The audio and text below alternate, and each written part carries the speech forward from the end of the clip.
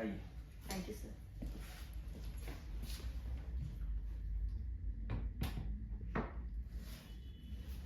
बैठ। Thank you sir.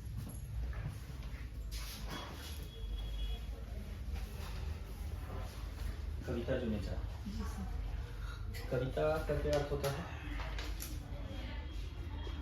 Kavita का sir अपनी भावनाओं को शब्दों में व्यक्त करना। भावनाओं को शब्दों में व्यक्त करने को कविता कहते हैं। ठीक है। आप कभी कविता लिखी हैं? सर बहुत टाइम पहले। अच्छा, बहुत टाइम पहले। फिर क्यों छोड़ दिया आपने? सर बस फिर एकेडमिक्स की तरफ मूव हो गए थे। एकेडमी की तरफ मूव हो गई तो आप कविता लिखना छोड़ दी। तो ऐसे तो फिर एकेडमी की तरफ मूव हो जाएंगी तो आप बहुत कुछ छोड़ती जाएंगी। जैसे मान लीजिए अभी प्रोफेसर बन जाएंगी तो हो सकता है कुछ अपनी पसंद की और चीज़ें छोड़ दें। तो ये छोड़ने के चक्कर में कब तक चलेगा मैडम? नहीं सर, ऐसा नहीं है। ऐसा नहीं है। ऐसा लगता है कि जिम्मेदारी आने पर दूसरी गैर शौक सर छूट जाती है। तो फिर तो अपने साथ ये अपने साथ ही ना इंसाफी हुई। नहीं सर, मुझे नहीं लगता। ये नहीं लगता आपको? मान लीजिए भविष्य में बच्चों को आपको पढ़ाना है और आप ये अपने बारे में बताएंगी कि मेरी शौक थी कविता लिखना और मेरी जिम्मेदारियां आई तो मैंने कविता लिखना छोड़ दी। तो ऐसे तो हर बच्चे की शौक, हर बच्चे की हॉबी जो है तो मारी जाएगी। क्या बताएंगे उन बच्चों को? सर विद टाइम शौक भी चेंज हो जाते हैं। अच्छा, अभी क्या है शौक आपका? सर अभी तो शौक यही है कि टीचिंग है, अपने प्रोफेशन को बेस्ट से बेस्ट देना है। अच्छा, प्रोफेशन। क्या प्रोफेसर का काम होता है? अभी प्रोफेशन की बात करें तो एक प्रोफेसर के क्या क्या दायित्व होते हैं? सर एक बच्चे की ओवरऑल पर्सनालिटी को बिल्ड करना, ये प्रोफेसर का काम होता है महाविद्यालय में। और ऑफिशियली ये उसके काम होता है? नहीं सर, उसके अलावा उसकी टीचिंग, उसको पढ़ाना और उसके पर्सनालिटी को डेवलप करना। और भी काम होते हैं प्रोफेसर के कॉलेज में। कॉलेज और विश्वविद्यालय प्रशासन में प्रोफेसर्स के कुछ दायित्व निर्धारित किए गए हैं। उन दायित्वों के बारे में हम जानना चाहते हैं। सर बच्चों में बेसिक वैल्यूज डालना, मॉरल वैल्यूज डालना, क्योंकि सर मुझे ऐसा लगता है कि जो कॉलेज टाइमिंग्स है, कॉलेज लाइफ जो है वो आपके जीवन का शायद एक आखिरी वर्ष होते हैं पर्सनालिटी डेवलपमेंट के। तो उस टाइम जो चीजें आप ग्रहण कर पाते हो, बच्चों को एक सही शिक्षा दे पाते हो, क्योंकि एकेडमिक्स तक कॉलेज में मुझे ऐसा लगता है कि जो बच्चा जो होता है परिपक्व होकर आता है एकेडमिक्स के ऊपर। ठीक है, एकेडमिक कार्य क्या होते हैं एक प्रोफेसर के? एकेडमिक कार्य क्या होते हैं? एकेडमिक नॉन एकेडमिक कार्य के बारे में बताएं। सर नॉन एकेडमिक कार्य बच्चों को जो है अदर करिकुलम के लिए तैयार करना, जैसे यूथ फेस्टिवल्स हैं कॉलेज में या अब ये बताइए कि रिजल्ट बनाना, कॉपी चेक करना और परीक्षा में ड्यूटी करना, ये एकेडमिक्स में, ये एकेडमिक है कि नॉन एकेडमिक है? सर ये एकेडमिक है। तो फिर परीक्षा में ड्यूटी करने के लिए क्या हम प्रशासनिक कार्य कह सकते हैं उसको? बिल्कुल सर, वो पार्ट ऑफ एकेडमिक और प्रशासनिक कार्य में अंतर नहीं हुआ फिर आपके हिसाब से?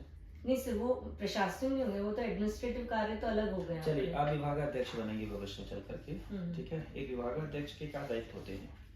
सर अपने विभाग का पूरा संचालन करना, विभाग के लिए जो चीजों की रिक्वायरमेंट है उसे लाना, टीचिंग देखना, रिसर्च देखना कि आपके विभाग में रिसर्च कैसी चल रही है, और इसके अलावा सर जैसे आपके विभाग में मतलब बच्चों को बाकी प्रॉब्लम्स जो भी हैं उस सब का दायित्व रहता है एक विभागाध्यक्ष के ऊपर। अच्छा, विभागाध्यक्ष के पास कौन कौन से प्रशासनिक दायित्व होते हैं? सर प्रशासनिक दायित्व विभाग का सर पूरा संचालन करना ही एक प्रशासनिक दायित्व है। चलिए ठीक है, कुछ चीजें हैं जिस पे और बात की जानी चाहिए। जी सर। आपका एमपी बोर्ड हुआ है, स्कूलिंग हुई है, ठीक है, फिर सीबीएसई हुआ है, फिर आपने यूजी किया है, फिर आपने पीजी किया है, फिर आपने पीएचडी किया है। पीएचडी का टॉपिक क्या है आपका? Sir effect of indigenous dietary practices on nutritional status of tribes of पताल। आपने मतलब भारत के स्वदेशी डाइट पर बात कोर्स किया? सर भारत पे नहीं, पर्टिकुलरली भारिया ट्राइब्स में। भारिया ट्राइब पर? हाँ, चलिए, तो पातालकोट। बहुत अच्छी बात है। मतलब पातालकोट आप गई होंगी फिर? जी सर। पातालकोट की क्या सामाजिक और सांस्कृतिक स्थिति है? सर सामाजिक स्थिति जो है अभी पहले से तो सुधार है। पहले जो था ये एरिया बिल्कुल कटा हुआ था, क्योंकि डीप वैली है और वहाँ पे जाने की रोड्स वगैरह नहीं थी। इसके पर्टिकुलरली 12 गांव हैं जहाँ पे सिर्फ 2200 की पॉपुलेशन कॉन्सेंट्रेटेड है, और ये अभी भी इसलिए प्रिमिटिव ट्राइब्स हैं क्योंकि डेवलपमेंट से पीछे चल रहे हैं एजुकेशन वाइज भी, और बाकी अब सर वहाँ से पलायन बहुत होने लगा। अच्छा, मध्य प्रदेश की विशेष पिछड़ी जनजातियाँ जी हाँ सर, इनमें भारिया आती है? बिल्कुल सर। आती है। और 3 है सर, कौन कौन सी हैं? बैगा, सहारिया और भारिया। ठीक है। तो आपने किया है कि इनका क्या इंडिजीनियस फूड न्यूट्रिशन है इनका? सर आइडिया इनके होगा। इंडिजिनियस जो फूड्स हैं वहाँ पे मैंने उनका जो रेयर फूड एनालिसिस भी करवाया था। जैसे एक रातेड़ कांद है, अंतमूल है, और उसके बाद सर एक जो ये आम की गुल्ली की रोटी खाते हैं, अच्छा। जो गुल्ली को सुखा के उसका आटा बना के उसकी रोटी खाई जाती है, पेज पिया जाता है वहाँ पे।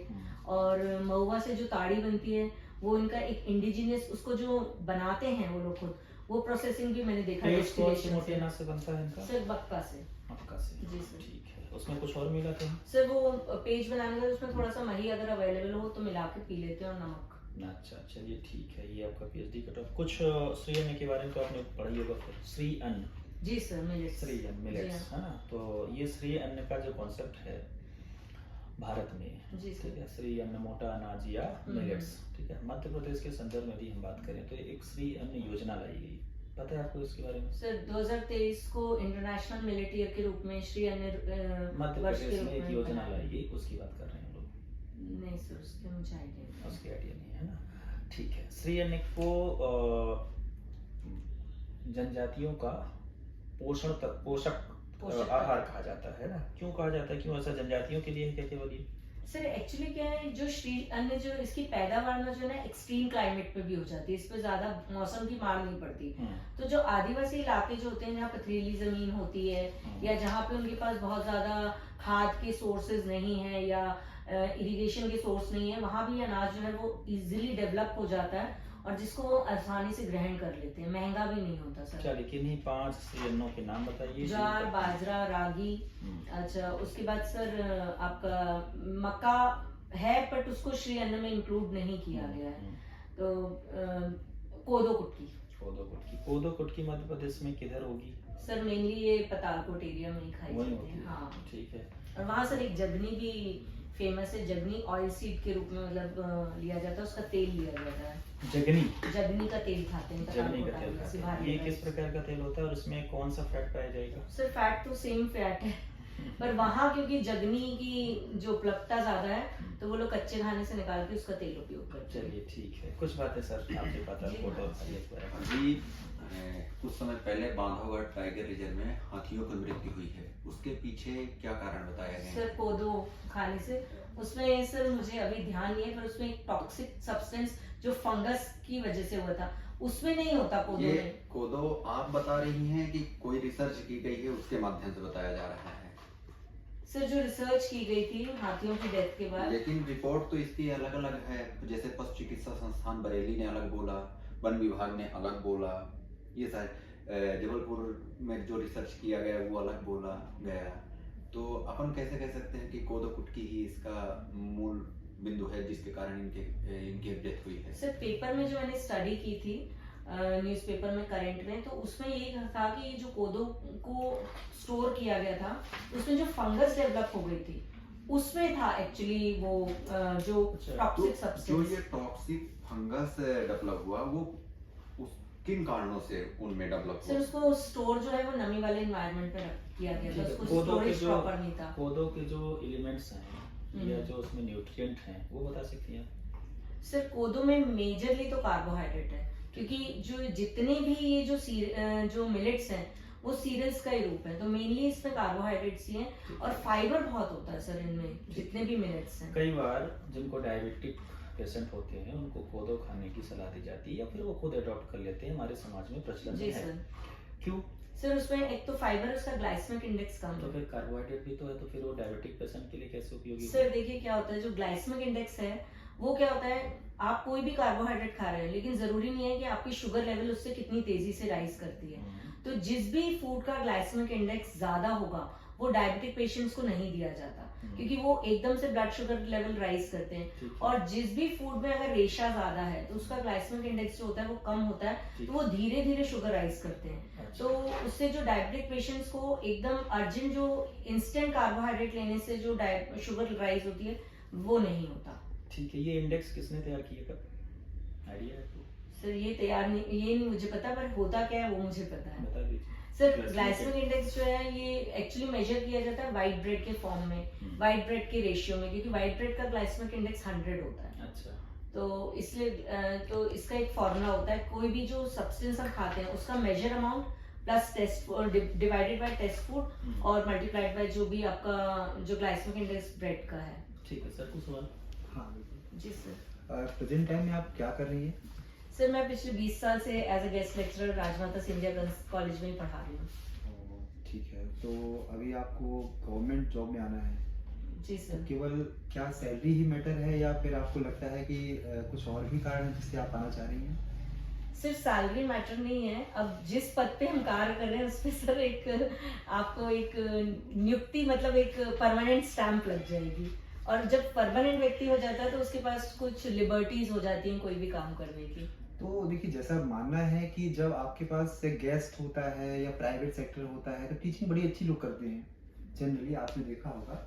लेकिन जब गवर्नमेंट कोई आता है तो टीचिंग की लायबिलिटी ज़्यादा होने के बाद भी वो टीचिंग का जो उनका तरीका होता है या समय होता है या रिस्पॉन्सिबिलिटी होती है वो कम हो जाती है। आपको क्या ऐसा लगता है कि गवर्नमेंट जॉब में आने से ऐसा होता है या फिर जनरली गेस्ट में ऐसा होता है? नहीं सर, सर ये इंडिविजुअल नेचर पे डिपेंड करता है, क्योंकि मुझे जिन्होंने पढ़ाया है वो रिटायरमेंट के एक दिन पहले तक भी टीचिंग बहुत अच्छी करती रही। अच्छा, आपके आदर्श टीचर कौन है? मेरे आदर्श टीचर हैं डॉक्टर मीरा वैद्य, अभी रिटायर हो चुकी हैं, और डॉक्टर नंदिता सरकार, और अब मेरी मैडम नहीं रही जिन्होंने मुझे क्लास 5th में मैथ्स पढ़ाया था। ओके। एक क्वेश्चन और है, आप बताइए कि यदि क्लास में बच्चे बहुत शोर कर रहे हैं, जो कि आपके पीजी के बच्चे होते हैं, यूजी के बच्चे होते हैं, जनरली आपका क्या तरीका होता है बच्चों को चुप कराने का या शांत रखने का जब क्लास की टीचिंग हो रही है? सर क्लास की टीचिंग में मुझे ऐसा लगता है अगर बच्चा शोर कर रहा है ना तो कहीं ना कहीं टीचर की टीचिंग में कमी है। अगर टीचर की टीचिंग परिपूर्ण होती है ना तो बच्चा बहुत अटेंटिवली बोर्ड पे रहता है या टीचर की तरफ बात सुनता है। क्या इसको आप जनरलाइज कर सकती हैं? सर बिल्कुल, जैसे अगर किसी टॉपिक को मैं कहती हूँ जो बच्चे का जो आकर्षण होता है ना किसी सब्जेक्ट या विषय के प्रति, वो किसी टीचर की टीचिंग से ही होता है। कुछ लोग होते हैं क्लास में जिनका आकर्षण स्टडी के प्रति होता ही नहीं है, वो आते ही हैं कॉलेज में डिस्ट्रक्शन कुछ और करने ही आते हैं, उनको डिग्री चाहिए होती है, पढ़ना नहीं है, नेतागिरी करनी होती है। और 2-4 बच्चे ऐसे हर क्लास में होते ही होते हैं, ऐसे बच्चे पूरी क्लास को डिस्टर्ब करते हैं। ऐसे बच्चों के लिए सर पूछ रहे हैं कि आप क्या उपाय है? सर उनकी सेपरेटली काउंसलिंग की जाए कि उनको प्रॉब्लम क्या है, अगर उसके बाद भी बच्चा नहीं मानता तो बच्चा परिपक्व है अपने जीवन को दिशा देने के लिए। मतलब छोड़ देंगे आप उसको कि अपने जीवन की दिशा तुम दे लो? नहीं सर, काउंसलिंग तो मैं पहले करूंगी। आफ्टर काउंसलिंग सर डिसीजन उसका होगा। एक देखा होगा आपने कि जनरली जो एक तरीका होता है XY थ्योरी होती है। XY थ्योरी में जनरली 2 तरीके होते हैं बच्चों को समझाने का। एक होता है आप उसको भय देकर, दंड देकर करें, और एक आप मोटिवेशन करें। तो आपको कौन सा तरीका बेहतर लगता है, या कभी आपने कोई ऐसा अनुभव रहा हो जब आपने ऐसा क्लास में किया हो? Sir motivation better. कैसे करते हैं मोटिवेशन बच्चों? सर मोटिवेशन बच्चों को ऐसे किया जाता है कि उनको बताया जाता है कि जीवन एक ही बार मिलना है, आज आप जो करोगे वही आपका फ्यूचर बनेगा, तो वो मोटिवेशन है। भय देने से सर बच्चा कितनी देर काम कर लेगा। और जो कॉलेज लेवल पे जो बच्चे आते हैं वो परिपक्व होके आते हैं, उनको एक अच्छा मार्गदर्शक चाहिए होता है मोटिवेशन के लिए। बढ़िया है मैडम, ठीक है। आप मुझे ये बता दें कि दिव्यांग बच्चे भी होते हैं? जी सर। ठीक है, और मेंटल दिव्यांग बच्चों की बात करूंगा मैं। मेंटल दिव्यांग बच्चों के साथ जो फिजिकली चैलेंज्ड हैं, मतलब जिनका आर्थो ठीक नहीं है या फिर उनका आई ठीक नहीं है, ईयर ठीक नहीं, इस प्रकार से जो दिव्यांग है, इन सबको क्या इंक्लूसिव शिक्षा देना है, ठीक, और इनकी विशेष प्रॉब्लम अपने आप में है, तो इंक्लूसिव एजुकेशन को में ये बाधा माने जाते हैं, तो कैसे मैनेजमेंट करना होता है? सर फिजिकल विकलांगता जो है वो इसमें बाधा नहीं आएगी, अगर मेंटल विकलांगता है तो बाधा आएगी, तब आपको सेपरेटली उनको पढ़ाना पड़ेगा। अच्छा ठीक है, सरकार ने क्या कोई ऐसा उपाय कर रखा है इन कॉलेज से पढ़ाने के लिए ऐसे बच्चों को? सर अलग अलग सेंटर्स हैं। नहीं, एक कॉलेज के अंदर, ऑफिशियली एक कॉलेज के अंदर कोई ऐसा उपाय है सरकार के पास? सर फिजिकली डिसेबल्ड के लिए तो सरकार ने बहुत कुछ कर रखा है, जो कैंपस जो है वो आपको डिसेबल्ड फ्रेंडली बनाने, बट अभी ऐसे कोई क्लासरूम्स नहीं है जहाँ पे इनको जो मेंटली अगर विकलांग है या लो आईक्यू का बच्चा है तो उसको अलग से शिक्षा दी जाए ठीक है। सेम इंस्टीट्यूशन में। एक प्राध्यापक को किस प्रकार से पॉलिटिकल प्रेशर सहने पड़ते हैं? सर बहुत सारे। कैसे, कुछ एक्सप्लेन करें। सर जैसे अगर कोई कमजोर बच्चा है और उसके मार्क्स को लेके या उसके एडमिशन को लेके जो पॉलिटिकल इस प्रेशर 20 साल के करियर में आपके पास कुछ पॉलिटिकल प्रेशर है? बिल्कुल आए सर, अच्छा, क्या कहा गया? प्रैक्टिकल मार्क्स के लिए। चलिए ठीक है, आपसे ज़्यादा बात क्या करना, बस एक दो सवाल मैं पूछूंगा, फिर हाँ एक दो जी। सवाल सर पूछ लेंगे। मैं थोड़ा सा फूड न्यूट्रिशन पे जाना चाहूँगा। फूड न्यूट्रिशन की कुछ ब्रांचेस हैं, classification of food and nutrition subject specific बता पाएंगे? सर फूड एंड न्यूट्रिशन की डाइटेटिक्स है, थेरेपेटिक न्यूट्रिशन है, हाँ। अच्छा नॉर्मल न्यूट्रिशन हो गया, हाँ। उसके बाद स्पोर्ट्स न्यूट्रिशन है, ये सारी ब्रांचेस। स्पेस स्पोर्ट- न्यूट्रिशन भी है सर। स्पोर्ट न्यूट्रिशन को रेगुलेट करने वाली एक संस्था है, जानती है आप? नाडा? नहीं सर, आई नहीं जानती, कोई दिक्कत नहीं। होम साइंस रिसर्च से रिलेटेड भारत में कुछ संस्थाओं के नाम बता सकती हैं जो home science subject specific research centre हो? सर एमएस यूनिवर्सिटी बड़ौदा है, ठीक है। अच्छा उसके बाद सर एसएनडीटी बहुत अच्छी रिसर्च कर रही है होम साइंस से रिलेटेड, अच्छा, मुंबई। मुंबई, ठीक है। और चेन्नई क्वींस कॉलेज, हम्म, कोयम्बटूर। ठीक है। सिंगल सेल प्रोटीन के बारे में बताएंगे? सिंगल सेल प्रोटीन, हम्म, sir single cell protein sir ये इसमें यूनिसेलुलर ऑर्गेनिजम्स में होता है। अच्छा, मतलब सिंगल सेल प्रोटीन का एक सोर्स बताना हो जो गरीब के घर में भी और जनजातियों के घर में भी अवेलेबल हो सके।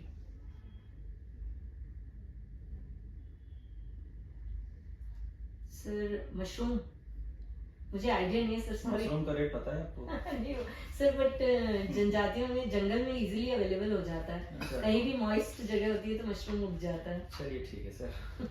आप जबलपुर क्षेत्र में रही हैं और जबलपुर का ऐतिहासिक महत्व बताएंगी? क्या जी खास सर। point? सर तिरुपति अधिवेशन वहीं हुआ था, झंडा सत्याग्रह वहीं से हुआ था। रानी दुर्गावती जो है उन्होंने जो अंग्रेजों से युद्ध और मुगलों से युद्ध भी वहीं से किया था। रानी दुर्गावती जबलपुर से ही लड़ी थी। और बाकी सर जो मोहनलाल हरगोविंदास हैं जिनके नाम पे महिला गृह विज्ञान कॉलेज है, वो भी फ्रीडम फाइटर्स रहे हैं। उनकी घर की में जो महिलाएं हैं उन्होंने भी झंडा सत्याग्रह में कार्य किया था। अभी आप वर्तमान में छिंदवाड़ा जिले में जी सर। पोस्टेड हैं, वहाँ पे भारिया जनजात पाई जाती है। जी सर। तो वहाँ पे एक बादल भोई संग्रहालय है। जी सर। तो बादल भोई के बारे में बताएंगे क्या? सर बादल भोई भी फ्रीडम फाइटर थे और पहले इसी जो संग्रहालय का था नाम राज्य आदिवासी संग्रहालय था। अब उसको 15 ये बादल भोई संग्रहालय 1954 में किया गया था और 15 नवंबर अभी 2024 को उसका पूरा रिनोवेशन हुआ है सर। और उसमें भारी संग्रहालय भी उसके अंदर ही है। अच्छा, छिंदवाड़ा क्षेत्र में क्या भारिया जनजाति बस पाई जाती है कि और कोई सर गोंड भी है और कोरकू भी है। बैगा? बैगा नहीं है, बैगा बहुत कम है सर। बैगा बालाघाट डिस्ट्रिक्ट और मंडला में ज्यादा है। अच्छा। तो गोंड के कुछ फेमस नृत्य हैं, जैसे गोंड बैगा दोनों के फेमस नृत्य हैं कर्मा। कर्मा के बारे में कुछ बताएंगे? सर बेसिकली नृत्य जो है वो इनके फेस्टिवल्स पे ही किए जाते हैं, कर्मा नृत्य वगैरह। और बाकी सर ठीक है, बस हो गया आपका, ठीक है, जा सकते सर हैं। मैं थोड़ा सा कल की बात करें। नहीं, कल की बात अपन बाद में कर लेते हैं, फिलहाल आपका इंटरव्यू पूरा हुआ, आप जा सकती हैं। अच्छा, थैंक यू सर, थैंक फिर यू आइए सर। तो कल की बात करते हैं। आइए लड़की आइएगा।